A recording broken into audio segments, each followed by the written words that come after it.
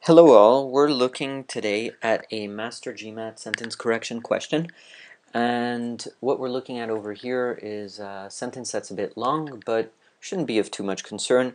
So as you already know, if you want to give it a go on your own, you can do so by pausing the recording and then unpausing it when you're ready to listen to the explanations.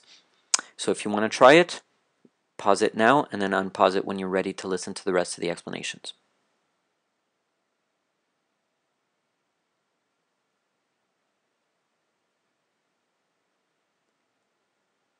Okay, welcome back.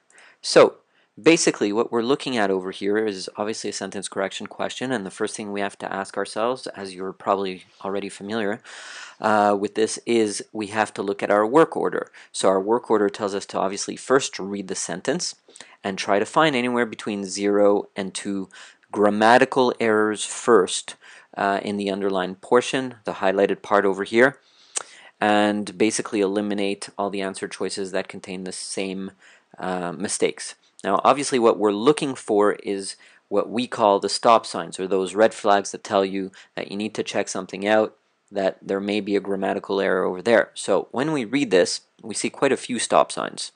So the first one we see is basically the relative pronoun who. Now who is supposed to replace what? Well, it's supposed to replace a human being. However, look at what's right next to it. The nations, or rather the assembly. And basically that tells us that something's wrong, because you cannot have who replacing an assembly. So right away we know the first one is wrong. Do we have that mistake anywhere else? No, we see that this was switched to that, to which, to that, so that's something to keep in mind in a second. So who are signatories to the UN Charter plays a crucial role in sustaining international agreements concerning human rights, global trade, and environmental protection.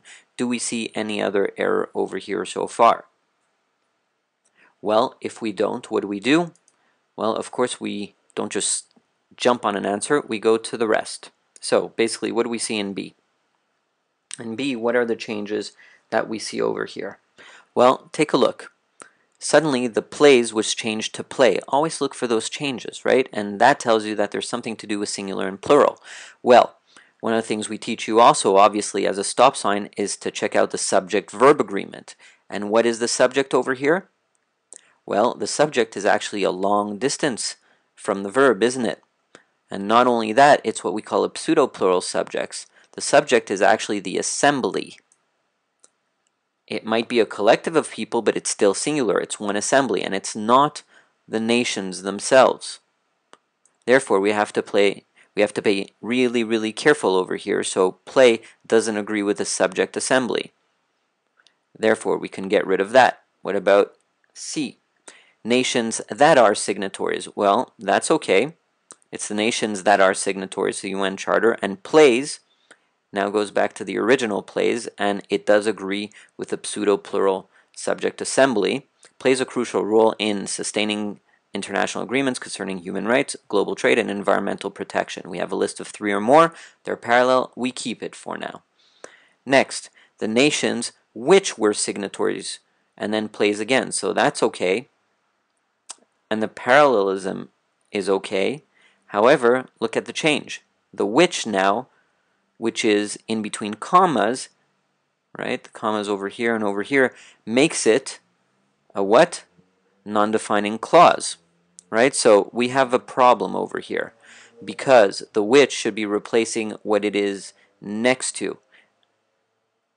And indeed, we have that over here, but we have a little problem. The assembly is comprised of all the nations, and all the nations had to sign the US Charter. However, the original sentence, the assembly, is comprised only of the nations that signed the UN Charter.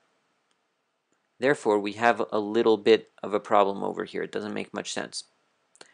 Lastly, nations that are signatories, so that's okay, right? We fixed the which with the that, so we fix that. And then is playing a crucial role. Well, take a look. Suddenly another change. Why do we need to use the present progressive? Is there any good reason to do so? The present progressive is usually used for something that is occurring right now. And here we're talking in the original sentence about a fact, a generality.